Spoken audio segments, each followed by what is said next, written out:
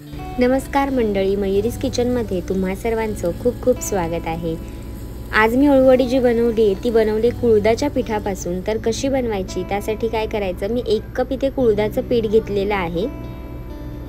कुळदाच्या पिठाची जी अळूवडी आहे ती खूप सुंदर लागते। फक्त हा करताना काही टिप्स आहेत त्या नक्की फॉलो करा तरच व्यवस्थित होते।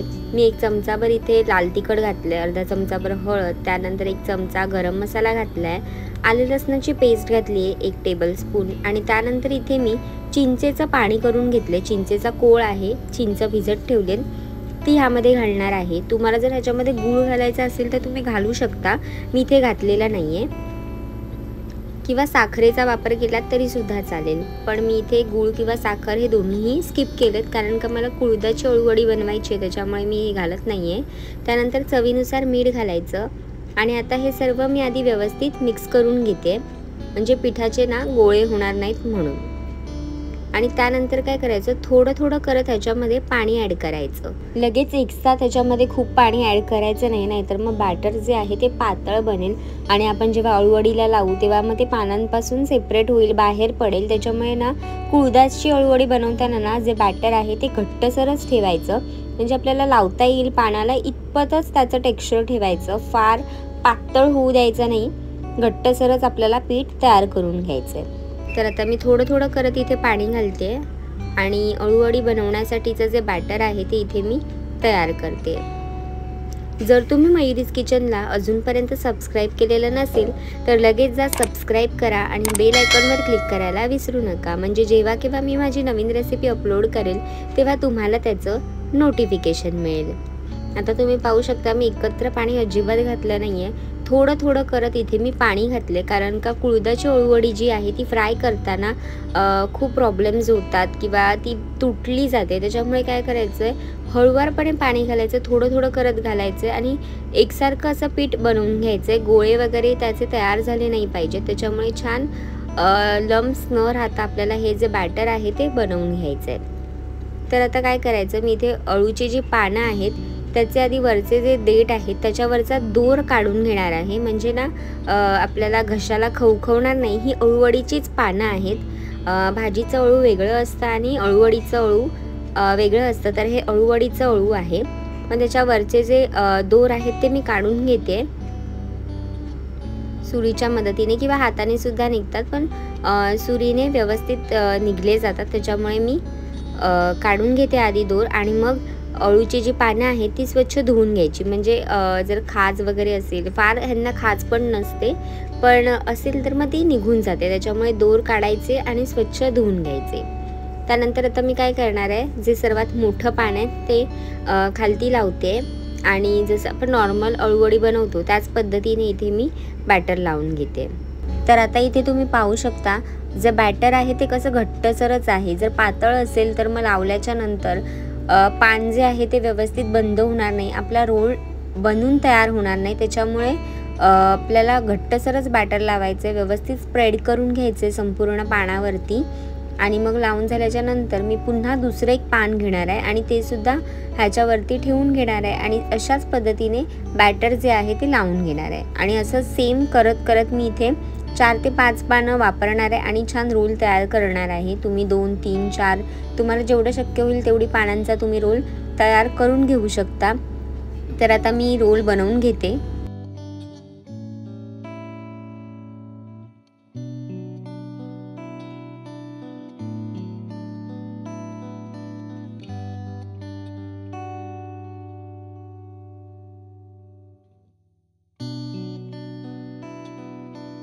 आता बंद करताना काय करायचं, सर्व साईड्स ज्या आहेत त्या आधी बंद करून घ्यायच्या, चारी बाजू छान फोल्ड करायच्या। त्यानंतर वरतून पुन्हा मी इथे कुळथाचं पीठ आहे ते लावून घेते आणि मग छान असा रोल जो आहे तो तयार करून घेते। पिठाचं बॅटर जे आहे ते आपलं घट्टसर आहे, त्याच्यामुळे रोल बनवायला सुद्धा सोपं गेलं आहे। तर आता इथे वरतून हवं असेल तर थोडंसं पीठ जे आहे ते लावू शकतो आपण रोलवरती। तर आता मी लावून घेते इथे आणि आता रोल जो आहे तो वाफवण्यासाठी मी इथे इडलीचं भांडं घेतलं, तुम्ही कोणतंही स्टीमर घेऊ शकता। त्याच्यामध्ये मी खाली बेसला पाणी घालते, 1 तांब्याभर एवढं मी इथे पाणी घालणार आहे आणि पाणी घातल्याच्या नंतर त्याच्यामध्ये एक लिंबाची फोड घालते, भांडं काळं जास्त पडू नये म्हणून. त्यानंतर वरती मी इडलीचं जे पात्र आहे ते घातलं आहे आणि त्याच्यावरती रोल जे तयार केलेले आहे ते मी ठेवते. मी इथे 2 रोल केले होते. एक रोल खूप मोठा बनला म्हणून मग मी त्याला कट करून घेतलं आहे, तर तो मी आधी लावून घेते. आणि दुसरा रोल आहे तो जरा मीडियम आहे, तो बसेल ह्या भांड्यामध्ये म्हणून मी तो कट नाही केला आहे, तसाच ठेवला आहे. इथे वरती मी पुन्हा थोडंसं पीठ लावून घेते, जे वरची बाजू आहे, म्हणजे आपण एकाच बाजूने लावलं होतं, मग मी ठेवल्याच्या नंतर दुसऱ्या बाजूने सुद्धा लावून घेते, म्हणजे दोन्ही बाजूंनी पीठ जे आहे ते लागलं जाईल. आता दुसरा जो रोल आहे तो सुद्धा मी ठेवते भांड्यामध्ये आणि छान 15 मिनिटांसाठी मी वाफवून घेणार आहे. झाकण बंद करून घ्यायचं, 15 मिनिटांसाठी छान वाफवायचं आणि थंड झाल्यानंतर मग आपण ह्याचे छान अशा वड्या पाडून घेणार आहोत. तर आता मी 15 मिनिटांसाठी वाफवून घेते. आता इथे थंड झाल्यानंतर मी तुम्हाला ओपन करून दाखवते. मस्त अळूवडे जी आहे ती स्टीम झालेली आहे, परफेक्ट दिसते. आता आपल्याला रोल जो आहे तो छान असा कट करून घ्यायचा आहे. तर आता मी इथे एक जो रोल आहे मोठावाला तो घेतला आहे आणि तुम्हाला त्याच्या ज्या वड्या आहेत त्या पाडून दाखवते. तर काय करायचं, सुरुवातीला ना तेल लावून घ्यायचं, म्हणजे ना कुळदाचं जे पीठ आहे ते सुरीला चिकटलं जाणार नाही आणि आरामात आपल्याला वड्या पाडता येतील. जर गरम असेल ना तर तुम्ही 15 किंवा अर्धा तासासाठी ना फ्रीजमध्ये ठेवून नंतर हे कट केलात ना तर अजून सुंदर वड्यासुद्धा पडतात. मी तसंच केलं, थोड्या वेळासाठी फ्रीजमध्ये ठेवला होता रोल, म्हणजे पटकन थंड झाला. मग सुरीला थोडं तेल लावून घेतलं आणि ह्याच्या वड्या पाडून घेते. बघा किती सुंदर अशा अळूवड्या तयार होत आहेत इथे. फक्त आता फ्राय करताना आपल्याला ह्यांना डीप फ्राय नाही करायचं आहे, तर मी तुम्हाला सांगणार आहे ह्याचं कारण. आता इथे बघा पुन्हा थोडंसं चिकटलं जातं आहे म्हणून पुन्हा थोडं वरतून तेल लावते मी आणि मग अशा पद्धतीने सर्व ज्या वड्या आहेत त्या पाडून घेते. जर आपला पीठ जे आहे ते सुरीला चिकटत असेल तर मग तेल लावून घ्यायचं आणि पुन्हा वड्या पाडून घ्यायच्या. आणि वड्या कट करताना सुद्धा हळूवारपणे कट करायच्या, कारण आपण रेग्युलर आपलं जे बेसन आहे ते न वापरता इथे कुळदाच्या पिठाचा वापर केला आहे, त्याच्यामुळे थोडंसं हळूवारपणे आपल्याला हे करायचं आहे.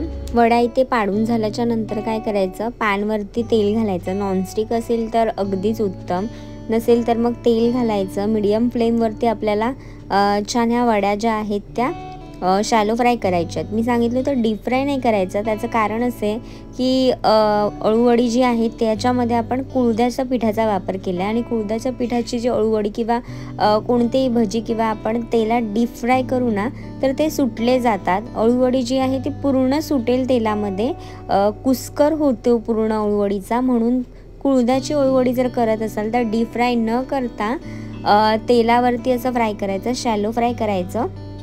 छान फ्राय होतात ह्या शॅलो फ्रायसुद्धा, अगदी दोन्ही बाजूंनी मस्त रंग येईपर्यंत खरपूस असा ह्या छान मीडियम फ्लेमवरती भाजल्या जातात आणि खायलासुद्धा खूप सुंदर लागतात.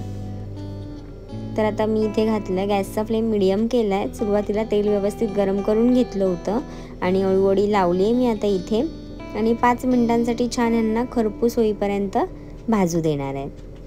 आता 5 मिनिटानंतर मी इथे टर्न करून घेते, म्हणजे वरची जी बाजू आहे ती सुद्धा छान फ्राय होईल. बघू शकता खूप सुंदर रंग आला आहे. तर आता मी पलटी करून घेते वड्यांना आणि खालच्या बाजूने सुद्धा असाच छान रंग येईपर्यंत ह्या छान फ्राय करून घेणार आहेत. 5-5 मिनटं पुरेशी होतात अळूवड्या ह्या फ्राय व्हायला, कारण आधीच आपण वाफवून घेतलेली आहे वडी, त्याच्यामुळे काही असा फार वेळ लागत नाही. तर आता पुन्हा मी खालच्या बाजूने सुद्धा मस्त 5 मिनिटांसाठी फ्राय करून घेते. मग आपल्या कुळदाच्या पिठाच्या अळूवड्या इथे बनून तयार होतील. तर आता 5 मिनिटानंतर मी तुम्हाला खालची बाजू सुद्धा दाखवते. ती सुद्धा एकदम मस्त परफेक्ट अशी भाजली गेलेली आहे आणि आता इथे अळूवड्या बनून तयार झालेल्या आहेत. कुळदाच्या पिठाच्या अळूवड्या तुम्ही ट्राय नसतील केलात तर नक्की ट्राय करून पहा, खूप सुंदर होतात ह्या अळूवड्या. काहीतरी वेगळं म्हणून तुम्ही हे नक्की ट्राय करून पाहू शकता. ह्याची चवसुद्धा आपल्या रेग्युलर अळूवडीपेक्षा थोडीशी डिफरंट लागते, पण छान फ्राय झाल्या ना की खूप सुंदर लागतात ह्या अळूवड्या. जर तुम्हाला माझी रेसिपी आवडली असेल तर मला कमेंट करून नक्की सांगा. लाईक करा, शेअर करा आणि सबस्क्राईब करायला विसरू नका. तुम्ही सुद्धा ही रेसिपी ना एकदा तरी नक्की ट्राय करून पहा आणि निरोगी खा, निरोगी राहा.